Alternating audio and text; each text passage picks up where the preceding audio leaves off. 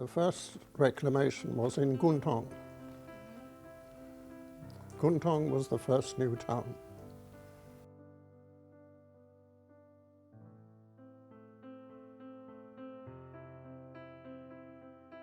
Hong Kong is really a story of reclamation.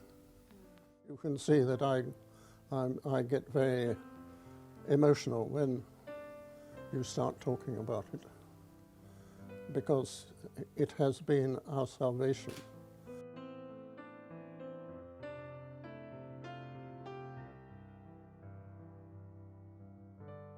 No Kai Tak, no Pravako, no Manyu without reclamation. No water supply without reclamation.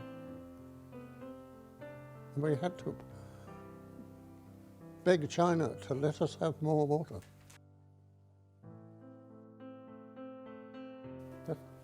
Look at that. Can you believe it? The whole of Hong Kong, Kowloon, was covered with squatters. Now, if you remember, the history goes back a long way to 1960 or before, when we built our first resettlement estates. And the first resettlement estates were what were called the H block, which were 2 blocks like this, joined together in the middle with lavatories and washrooms for the people who were living in the blocks. The first thing was squatters. The next thing was we needed the land for development.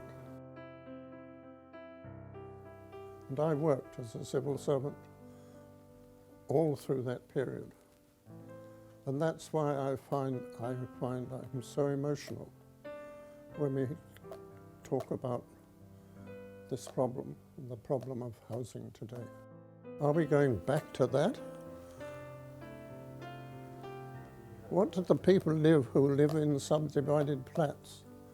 What do they live like?